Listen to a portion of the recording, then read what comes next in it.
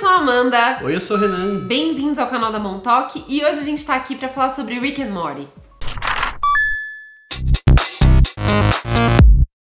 Se você não é inscrito nesse canal, já se inscreve, ativa o sino de notificações, compartilha com seus amigos e deixa um like nesse vídeo. Também segue a gente lá no Instagram pra gente continuar conversando. E finalmente a Netflix nos presenteou, assim, meio do nada.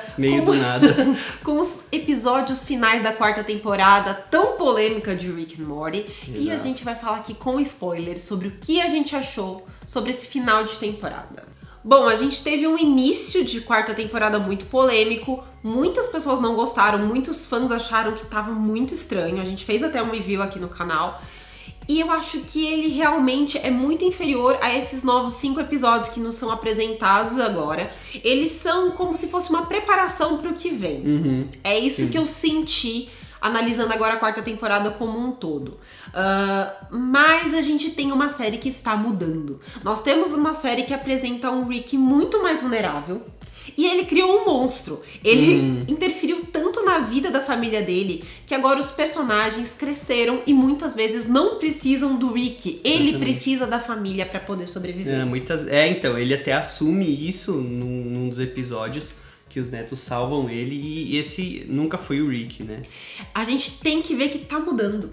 A série está mudando, não sei pra onde eles estão indo. Os personagens estão evoluindo. Então, eu acho que o Rick é um personagem que entende a nossa insignificância num universo, num multiverso tão extenso que ele conhece. E a série nos faz pensar isso, que a gente realmente é muito insignificante, enfim, numa infinita possibilidade de dimensões e num universo gigantesco. E ao mesmo tempo, a série nos mostra através do Rick que nós somos insignificantes, mas quando a gente entende o valor das coisas que fazem sentido pra gente, a vida pode ter um sentido? Será que é aí que o Rick and Morty quer nos levar? Será que é esse processo que o Rick tá descobrindo? Ou a gente pode até fazer, de repente, pegar sabe aquele episódio da TV interdimensional que o Rick dá o óculos pros pais do Morty? De repente o Morty fala um negócio que é: o universo é enorme, a gente é insignificante, não tem o que fazer, vamos curtir o momento, vamos lá assistir TV.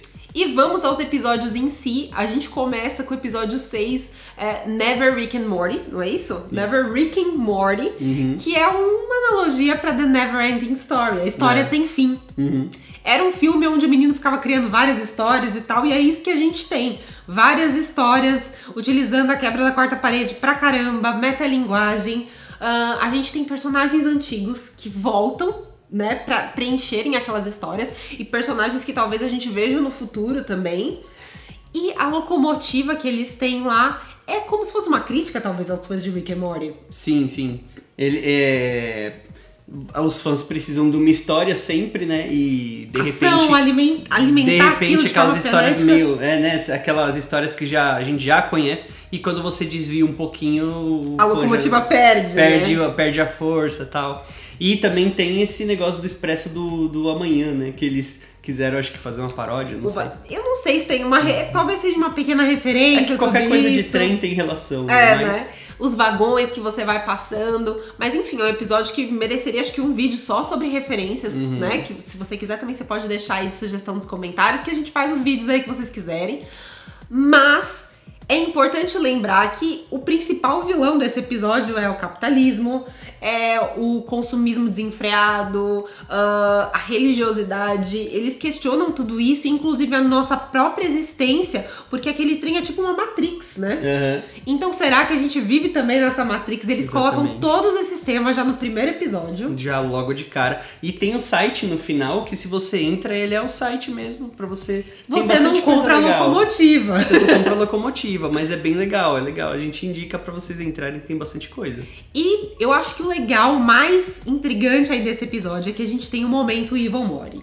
Bem no momento onde eles questionam como poderia ser o final do Rick, o futuro do Rick. Ele vê algumas coisas sobre o futuro, por exemplo, da Summer, né, ficando mais velha, indo pra faculdade. Sim. Eu acho que o Rick tem medo de todos esses finais, desse futuro que ele sabe que vai chegar. Mas o principal... E o que tá acontecendo na Cidadela é real, né? A gente viu o episódio só da Cidadela, E aí depois de repente a gente vê o futuro do Rick, um exército de Mortys e Ricks. É o futuro que ele teme. Então eu acredito que também tem uma referência aí de que todas essas aventuras que ele vai com o Morty e tudo mais sejam um escape do Rick pra que ele não tenha que enfrentar o que ele teme ser o grande final dele, que é a Cidadela e o Evil Morty. Que provavelmente a cada vez mais a gente chega à conclusão que esse é o Morty do nosso Rick. Exatamente. O Morty que, de repente, né, uma teoria, que o Rick deixava apresentar suas ideias, que o Rick ensinava, que o Rick, sei lá, apoiava. Ele criou, né? Ele criou aquilo que se torna... E, de repente, o Morty, com todo esse conhecimento, não era o que ele esperava. O Morty mais Morty e o Rick mais Rick. Exatamente. E talvez por isso ele se apegue tanto à família, por isso também o Rick pode estar se apegando tanto à família que ele tem, sabe? Ao Morty que ele tem. Enfim, teorias. Mas esse é o primeiro episódio. Depois a gente vai ver um outro episódio onde a gente tem muito mais participação da Summer, que é o episódio dos parasitas que ficam na cara das pessoas, né? É muito doido esse daí. Eles reconstroem a sociedade, a Summer como grande deusa lá no lugar. Eu achei muito legal. Eu adoro os episódios onde a Summer participa efetivamente, né? Várias críticas também nesse episódio. E aí a gente caminha pro episódio 8, que pra mim é um dos melhores de Rick and Morty da história. Nossa, esse episódio é muito bom. Que é o... É muito bom. Como é que chama isso? É The Vat of Acid, tanque. Do tanque de ácido. Esse episódio, primeiro que ele já começa muito bem. Já começa... E tipo assim, realmente você... a ideia do Rick de forjar a própria morte num tanque de ácido é muito simples por ser o Rick. E o Morty questiona e bate de frente e não sei o que. Mais um indício que o Rick quer cortar as ideias do Morty porque ele deve temer alguma coisa. Provavelmente que o Morty se solte muito. E se transforme também num Evil Morty, ou num Morty mais inteligente. Porque faz muito sentido. Ele cria todo aquele plot pra que o Morty diga: não, tá bom, a ideia não era tão ruim assim. Exato. É o Rick precisando de afirmação. Mas enfim, esse episódio é genial, até pela construção lá daquele aparelhinho que volta, que reseta, né?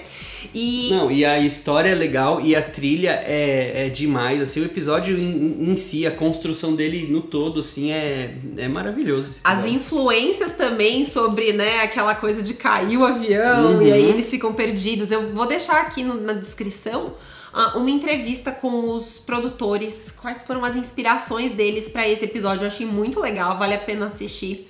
Mas, além dele estar indicado a um prêmio, eu acho muito legal a gente entender como o Rick tem fraquezas. Por exemplo, o Morty pede um dispositivo X pra ele, certo? Que faça ele voltar a um checkpoint. E ele consegue manipular isso através do multiverso. Ele cria, cada escolha do Morty gera uma nova possibilidade dentro do multiverso. Porém, o Rick não consegue fazer com que o Morty volte. Não consegue fazer com que ele volte no tempo. Isso é uma limitação dele, pelo que a gente percebeu. Eu acredito que também tem a ver com essa limitação dele poder manipular o tempo. Ele já conhece as dimensões, mas ainda não o tempo. Não é aquele negócio que, tipo, beleza, é um desenho, vamos fazer ele voltar no tempo. Tanto faz, o Rick pode. Não, é muito mais complicado do que isso. Sim. E aí a gente segue para um outro episódio onde a gente vai ver mais uma fraqueza do Rick, que é aquele episódio onde ele teoricamente engravidou um planeta e ele vai até lá cuidar dos filhos. Olha ele a evolução. Ele não queria ir, na verdade, né? Mas a Beth enche tanto o saco dele pra ele ir, ele acaba indo e no fim ele acaba trabalhando em equipe, ele acaba tendo um prazer assim de trabalhar com a filha. E aí a gente também vê que a Beth é muito parecida com ele, mais do que foi mostrado, né? Cada vez mais. E assim, a gente tem uma briga no final entre ele e Zeus, que seria o verdadeiro pai lá, criticando novamente a religiosidade e tudo mais. E o Rick perde. Se não fosse os dois netos dele, ele estaria perdido. Exatamente. Ele até agradece, ele reconhece. Sim, nossa, o Rick não faria isso jamais. É uma evolução. Chega a reconhecer isso. É uma evolução de personagem mostrando os pontos fracos dele. Ele perdeu pra Zeus. E a gente tem, nesse momento, mais um vislumbre da família como um todo, que se torna uma família diferente por causa do Rick, e hoje ele precisa deles. E não o contrário. Sim. Eles agem juntos, né? Sim. E pra combinar, no último episódio, onde a gente tem a revelação, lembra aquela história da Beth de criar o clone, da indecisão se ela iria viver aventuras interdimensionais igual o pai e tudo mais? E a gente descobre que o Rick realmente clonou todas as memórias, tudo que a Beth é, e nem sabe, nunca vai saber quem é a verdadeira. Exatamente. Isso daí eu fiquei... como sempre, né? Eles sempre terminam uma temporada com um episódio de explodir a cabeça. E deixando a gente desgraçado emocionalmente. A família já nem liga mais. Enquanto ele sofre com essa questão da filha, de não saber qual é qual, a família não liga mais. Tá, a gente tem duas mães incríveis. E você vê que o Rick consegue fazer com a Beth talvez o que ele queria ter feito, porque ele sabe o quanto foi importante ele partir nas aventuras dele e o quanto ele perdeu vivendo aquela vida, ele, a filhinha, talvez a esposa, né, que a gente não sabe direito o que aconteceu. Exatamente. E é isso, talvez ele quisesse ter se clonado e vivido os dois. A gente tem um Rick muito vulnerável. Muito, termina com ele na maior deprê, né, então... Pra mim, isso daí, se não é evolução de um personagem, eu não sei o que é. É uma quarta temporada diferente, mas ela não deixa de ser uma boa quarta temporada. Na verdade, assim, eu acho que é um Rick, ele usa sempre uma armadura muito impenetrável que nos últimos episódios, assim, você começa a perceber que ele tá começando rachando, né? a rachar. Exatamente. Porque ele é daquele jeito, só que ele não deixa transparecer. E agora ele tá começando, sabe... As rachadinhas estão lá. As rachadinhas dessa armadura. Ele não deixou de ser o Rick, o que é ótimo, mas as coisas vão mudando e evoluindo. Ele não tá amolecendo, ele só tá transparecendo o que ele sente mais, um pouco mais, né? E a gente sabe que os produtores já têm a quinta temporada inteira finalizada em termos de roteiro, tá, gente? Não animação. Já estão pensando numa sexta temporada. Eles até soltaram um sketch do início da quinta temporada, se vocês quiserem eu deixo aí também no card. E se vocês querem teoria sobre essa quinta temporada, se vocês querem outros vídeos sobre Rick and Morty, não esquece de deixar aqui nos comentários. Conta pra gente também o que vocês acharam, né? Dessa quarta temporada. Gostaram, não gostaram tanto? Eu amei. Conta aí que você gostou? Pra caramba, gente. Eu amo Rick and Morty, eu acho que eles são geniais. E minha aposta é que nós veremos Evil Morty na quinta temporada. Também aposto. Então deixa aí o que você quer ver sobre Rick and Morty aqui neste canal. Não esquece de deixar aquele like e até o próximo vídeo. Tchau! Tchau!